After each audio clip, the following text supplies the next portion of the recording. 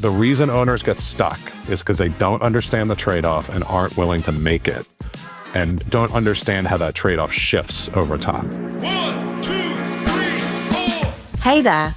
Welcome to the New Rules with Alan Pentz, where we help you navigate today's chaos with precision. Your host, Alan Pentz, has 25 years of experience working in business and government, and he knows how the old rules have fallen apart. Each episode, we'll explore how to thrive in this new landscape by mastering the new rules while everyone else is still figuring them out. Let's dive in.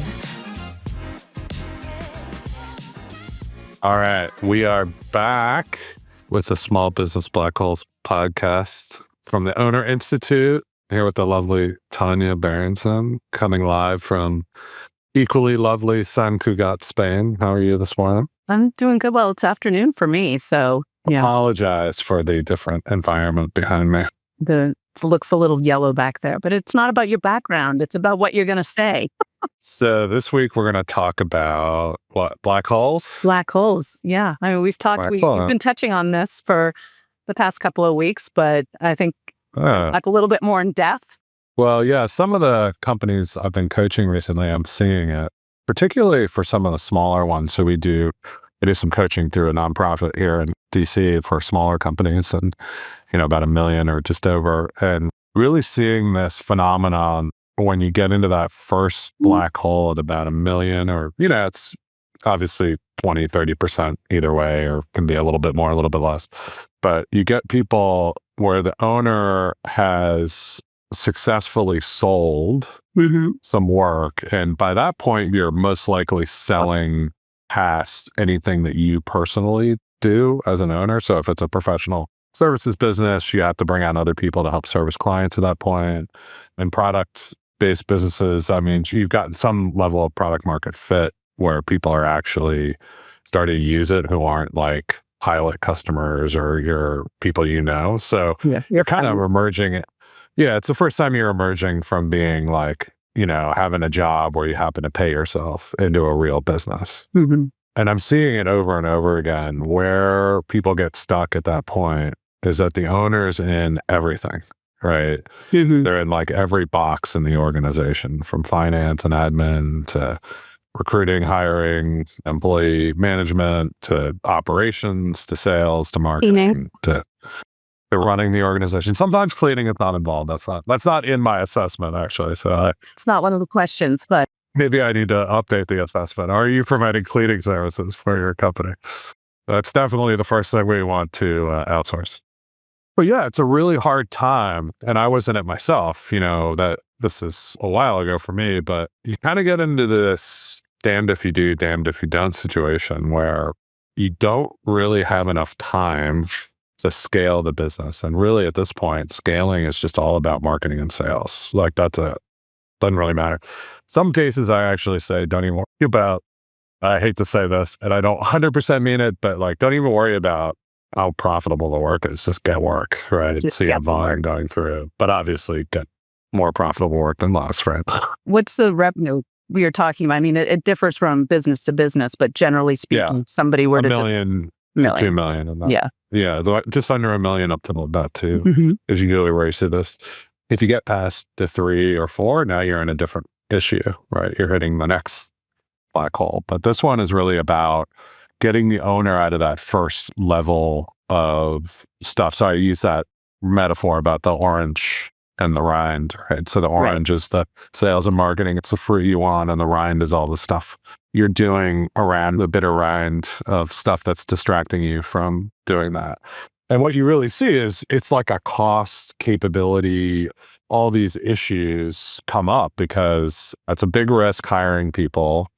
I recommend first you go and take anything completely admin off your plate. So that's the easiest stuff to outsource. So, right, you're sending out invoices, you're cleaning, you're, doing anything like filling out the CRM, or you're actually doing the marketing steps, those kind of things. You can outsource that stuff, scheduling, customer service, all that kind of stuff. So that's the first thing, right? And then that's only going to get you so far. And really where I think most time gets eaten up is in actual delivery to customers. And so that's a harder one to outsource, but I think it's the next place you have to go. And so that requires hiring someone of a little bit higher skill level so you can trust them with customers. And that comes in with the risk, right? That's so now scary. I'm committing. How scary is that? Right. I'm not just hiring a virtual assistant for $10 an hour. I'm hiring, somebody who make 80, 100,000, 150. It depends on your kind of business, what you need to do, but it's a lot bigger commitment. And I tell people, here's the deal, which sucks. This is the first this sucks lesson about business and why you end up making more money is because you can't look at the person who's coming in to help maybe take on customer delivery or whatever it is in your world, right? You can't look at them as their 12-month salary coming out of your bank account all at once. You got to look at it as month by month. So I'm going to try this person for 3 to 6 months. So that's what I'm allocating. And the problem you run into here, why people get stuck, is they hire the wrong person. They make up, things don't start working. They kind of know it, but they say, oh, well, we didn't train them well enough. We didn't do this. We didn't do that. I mean, there's 1,000 excuses you can make for why somebody isn't working out. And some of them are even true, right? If you train this person, if you dedicated time and worked with them over a year, they could do the job, but you don't have that time. But you don't have that luxury of time, right? Right. So you can't have somebody who isn't contributing from really the first couple of weeks. And so it's a really tough lesson to learn that you've got to make the tough decision and you got to take the risk to hire people and you got to make the tough decision to move them on if they're not working. Yeah. And you might have to do that a couple of times before you hit it, right? So what I see is a couple of errors, right? So I got somebody right now looking at their assessment. Would I enthusiastically rehire all my current employees? No. Okay, I know what the problem is. You have an employee or one or more employees that are a problem, right? So that's the first thing. The second thing is I'm completely strung out. I can't find any time. I'm working nights and weekends. I would rehire all my employees, but what I'm going to find there is I'm not taking the risk on a bigger hire because, I like my current employees, but I'm not paying the money to get the person that can really get me out of that nights and weekends. So those, it's a spectrum of issues and it always comes down to people. A little bit to systems. And how hard is it for people to fire people, right? Very difficult, at this stage, right. I mean, most people wouldn't find that enjoyable, but especially for a new business owner. Yeah. So I'd say take the process seriously, right? So a lot of times we're looking for a friend or someone we know and we just want to get somebody in a spot. What I really recommend especially for a hire that's going to be a higher level, and that's the first time you're going to look at that. First of all, if there's ways to fractionalize it, you don't have to pay all the cost up front. That's great. That can cause other problems. So with people being available and dedicated, but go through a real roles and responsibilities exercise. So sit down. You can use ChatGPT. It works well, or DeepSeek, or whatever you want. If you want a Chinese flair on it, right? But really think about, I love there's a guy, John Cipher, I interviewed last year sometime, and he has a book called Output Thinking, which I really agree with. And really think about what are the outputs and outcomes you want from that position. It's I want a happy customer who gives, 5 out of 5 ratings or 10 out of 10, whatever scale you're using, and renews, and this person does blah, blah, blah, blah, blah. And really think about the outputs and outcomes you want. And then build the position to that. Yeah. And then I highly recommend using some kind of personality survey, like a Colby or a DISC or Criterion Corp, or, there are a bunch of them. Are these surveys you pay for or that anybody can? Yeah, you're going to have to pay $50 or something to get somebody to take it. But, you don't have to give it to every single person that applies. You give it to the people you think might be a fit. And really think about what are the attributes. Take it yourself first, right? So what are the attributes of successful people? This gets easier when you've hired more people. So then you can kind of pattern match the personality types that are good for you and work in your business. You probably haven't done that yet, but try to think about the position look at your type. Are you the right type for that position, or what modifications would you make? Often I find some of the first hires here need to have a different profile to round out the owner, right? So if you're really visionary, and you move fast, you might need someone who's a little more deliberate and detail oriented to round you up. So you don't want to clone yourselves usually. Sometimes it depends. I mean, I think when you're trying to do these first positions where you're going to stay in sales and marketing and vision, that, quick start, visionary, blah, blah, blah, that's great. So you don't want to hire that person. Later on down the road, when you are moving into different roles as an owner, you might need to hire people like you to help supplement you. But at this point, yeah, I would say it's probably the opposite to some extent. I mean, not completely, right? But yeah, so use that as a guide. Be like, what aspects of the company are getting short shrift from me, right? Maybe it's detail orientation. Maybe it's too much detail.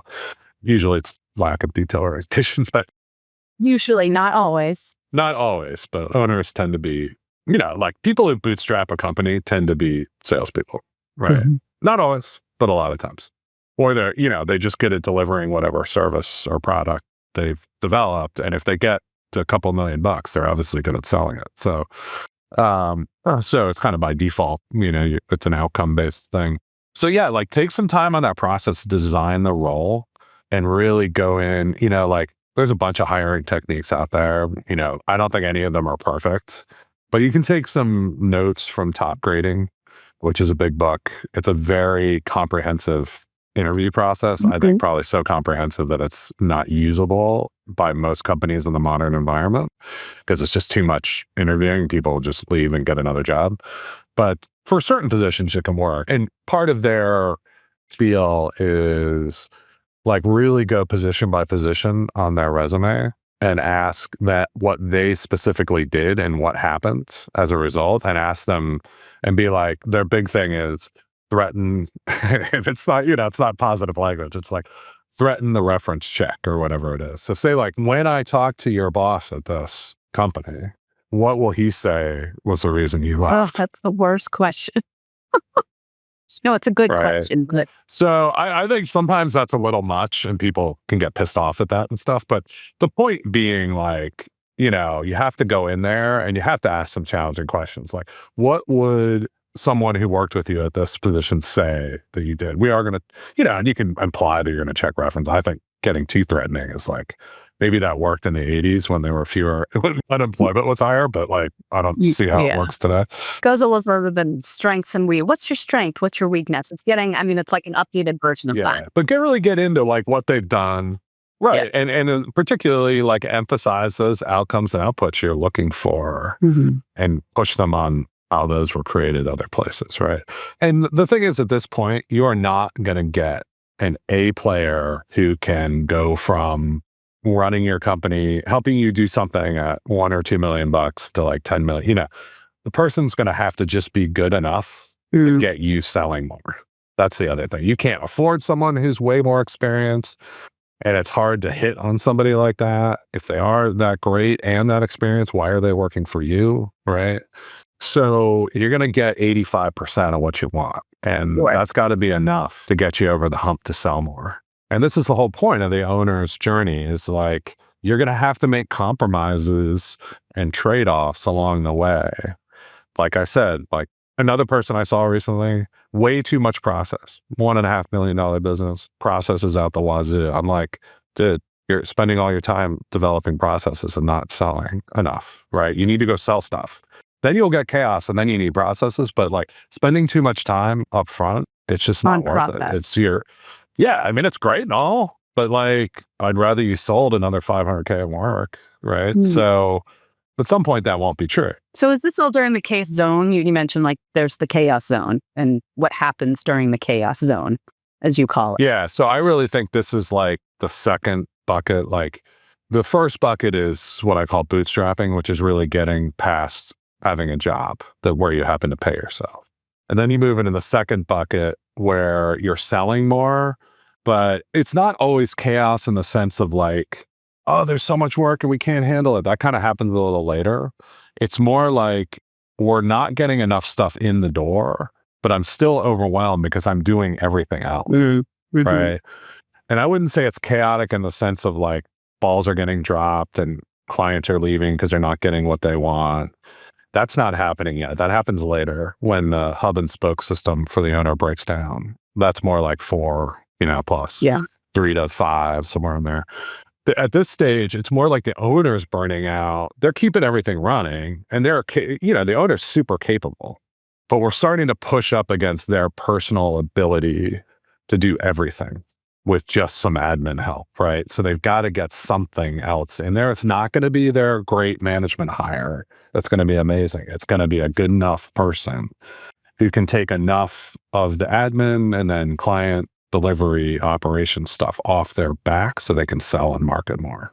So I'd say it's chaos in a way, but it's more like personal stress versus like, I think from a client perspective, they would be fine. They'd be like, hey, or a customer, they'd be like, hey, business is doing what it should. Like the back office is a mess or something. Right. But it's more like the owner stressing out all the time and not like the business is breaking down. Mm-hmm.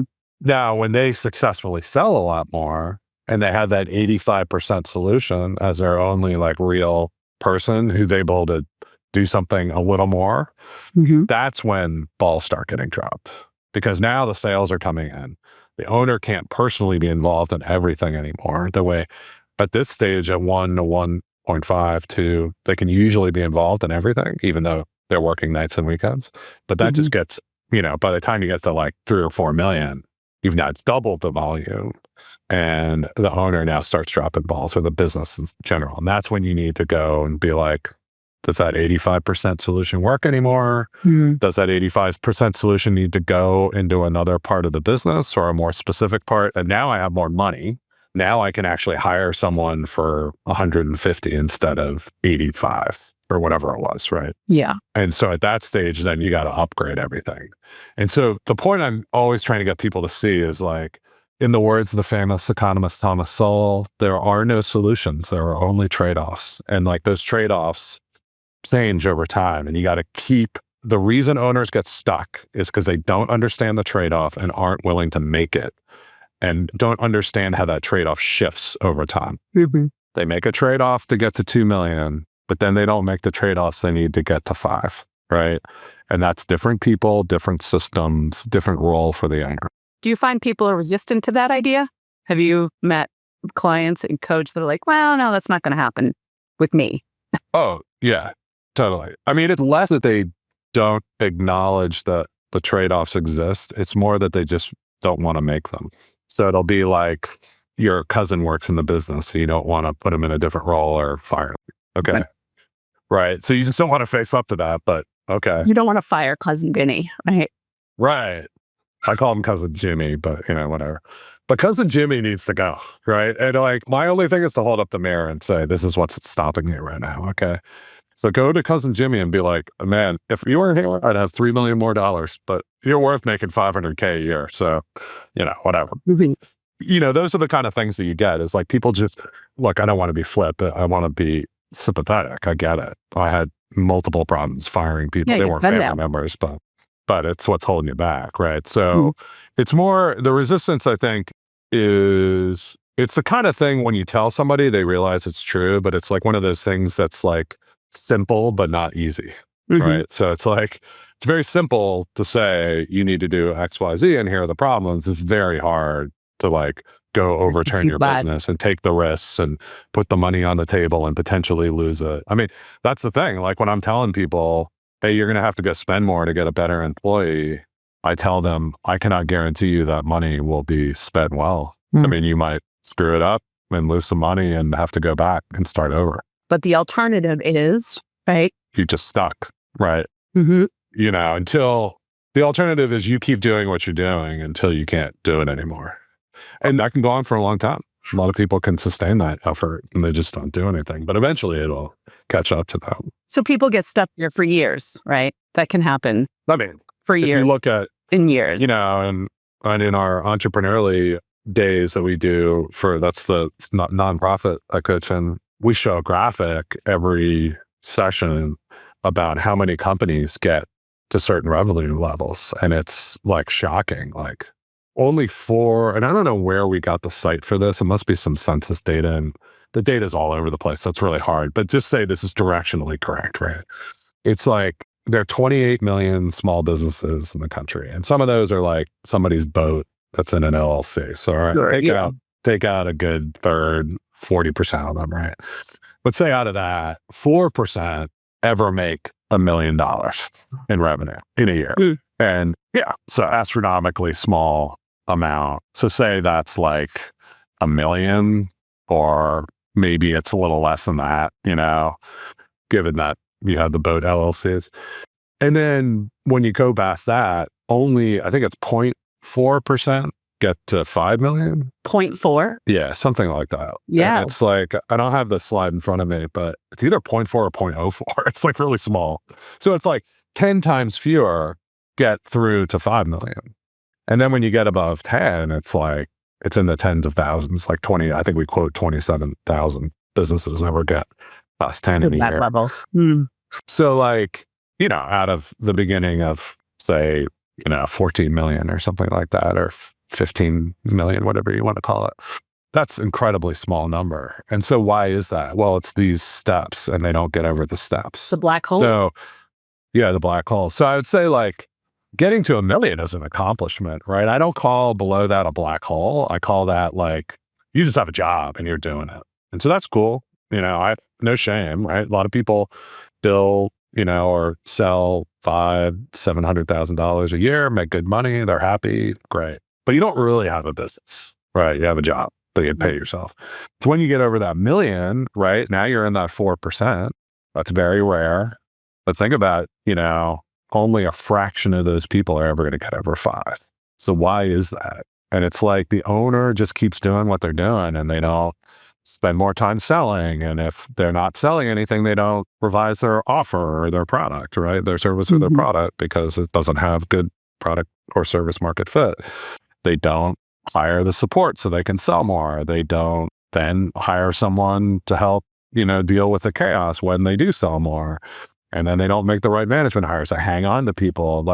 And so you see it at every stage. And it's almost always like, the other thing I always see is like, $1 million to 2 million, the problem is not cousin Jimmy. Cousin Jimmy really comes in at like 5 to 10. That's when like cousin Jimmy is a problem. He's hanging on. Yeah. Well, cousin Jimmy has a major role usually. I mean, look, if cousin Jimmy is like answering phones in the front office, I mean, who cares, right? But if cousin Jimmy is like running finance and you're having trouble like modeling and predicting and forecasting and holding to budgets, it's going to be a problem, right? Yeah. So the problem usually comes in that larger revenue area where they're now managing a part of the business, and that part of the business is not working. And you don't know where the money is? Cousin Jimmy, it's managing the finances, and you just don't know where the money's going. That's right. And cousin Jimmy doesn't have to be a cousin too. I mean, I had cousin Jimmys who are long-term people I'd worked with and known, and they just, the role grew out of them, right? Yeah. Really hard to fire. But that's the reality. That's why only 27,000 businesses get to 10 million. In a year, right? So, and what's interesting is you see this stuff, across. It doesn't matter what the business is. Yeah, right. It really doesn't matter. It could manifest slightly differently, like in a manufacturing or a product company, or like a software company can be a little different sometimes in different aspects, but not really. I mean, it's usually all the same problem. The only real difference we talked about before is like venture funded. If you have venture funding, you can throw money at problems, and you can hire people who are better than the size of the company because you have money, right? So I can hire, like that first hire when I'm $1 million to $1.5 million, and I can only pay $65K. Well, now I got venture funding. Now I can pay $125, and I can do that when I'm $1 million, right? Yeah. So that's what the funding gives you. Now, I think a lot of people end up wasting all that money, and they don't hire the right people, and because they're raising money and maybe they're growing. And part of it is like, hey, look, if you can grow and you're wasting money on all those people, at least if you have a few that are good, you can keep growing, and maybe you can grow out of that problem. But like somebody who is bootstrapping and self-funding just doesn't have that luxury, right? Yeah. And the reality is that venture capital money better get you to a really large revenue size in a short period of time, because you're just giving up all your equity in the business, which is what's the point? Like I know I have lots of friends who have grown like awesome SaaS companies and fundraised away a lot of their equity. And so they're going to sell for 100 and 150 million and walk away with 5 to 10 million after 10, 15 years. That's not a small amount of money. No one's crying a river, but like the company's selling for 150 million and you're watching away as the owner who started it blood, sweat, and tears with very little in comparison. And like, you know, you can start a regular old Main Street business and grow it to make a few million in EBITDA and sell it for the same amount and make money on the way, get paid more on the way, and with a lot less stress. So like, you better make sure that company is going to either sell for 100 million real quick with 1 or 2 rounds, or you better get it to 500 million or $1 billion. So that 5 or 10% you come out with is worth something. Oh. So that's the trade-off, I say. And like, I had someone very early on when I was like, all service company, like all professional services people, like have SaaS envy. So we all try to, we do. SaaS being software as a service. Yeah. We all have SaaS envy. And then the SaaS people, they don't really have professional service revenue envy, but they do love like the fact that it just comes in and it comes in bigger chunks. They love that. But then they realize it's not worth, and they're not going to get 10 times on that. So it's usually one way.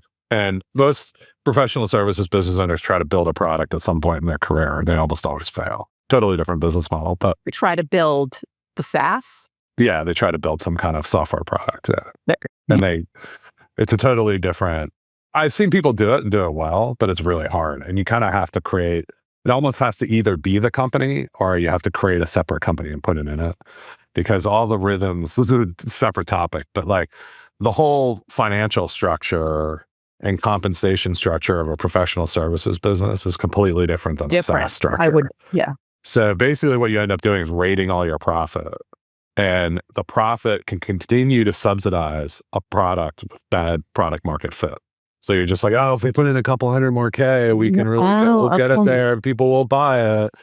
Versus like in a SaaS company, yeah, you might raise some money and put it into the product. But if the product revenue itself isn't growing, you're going to get cut off or shut down, because even if you're selling professional services, because the VCs are going to be like, I don't want that freaking you cut your losses earlier. Right. Because you're having to focus on the thing. That's the goal, right? So anyway, that's what the problem is with them. You see that a lot. You know, companies like, oh, just a little bit more and we may get there. Is that's a black hole in and of itself. That's a different kind of black hole. That's like, it's a different, right. That's like the boat black hole, right? Or a boat's a hole in the water that you pour money into, right? Yeah. So I've seen that multiple times and I've done it myself. So fortunately I cut myself off from spending too much before too long. And I might do it again here. So we'll see. So like I said, it's not impossible to do. It's just, you gotta be conscious of the trade-offs. As Thomas Sowell said. The trade-offs. Yeah. So I think real lesson from this one, though, just to kind of tie a bow on it, is this concept of trade-offs. The trade-offs change over time. So like if you're in a fast growth situation and you make a decision in 2024, by 2026, those decisions all have to be changed. So you can't just like make a decision and be like, all right, now we're good. Now it's if you're in a fast growth situation, it'll keep changing as you go. And understanding that probably the biggest issue you're going to have when you're smaller and growing is hiring the right people, getting good enough, and then realizing when good enough isn't good enough anymore and making the next move. And then pulling the trigger on failed experiments, be they people or SaaS products. Yeah, and people can be a failed experiment. That's the hardest one. 100%. You are not hiring someone for 12 months. You're hiring them for 3 to 6. Keep that in mind. That's the investment. Take note. And you've got to hold yourself responsible to that investment. Yeah, so, you have to have a hardness. It's like a hard shell that you entrepreneurs need. Right. Dude, I have some scars that aren't going away.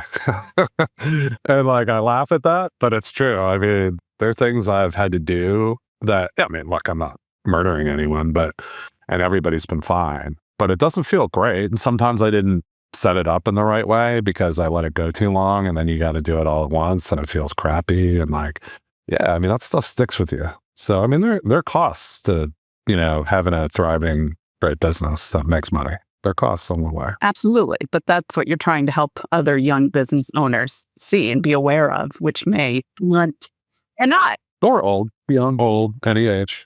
Right. Young, middle age, but. Yeah, that's right. Cool. Well, thank you, Tonya. This has been fun. Well, thank you, Alan. I'm always learning something. Hallelujah. All right. Well, until next week. All right. That's it. Then. Bye. Bye-bye. You've been listening to The New Rules with Alan Pentz. For more insights on mastering the new game, follow @apentz, that's APENTZ, on X, and make sure to subscribe to the podcast so you don't miss a single episode. Thanks for tuning in, and remember, in today's world, you don't follow the rules, you write them.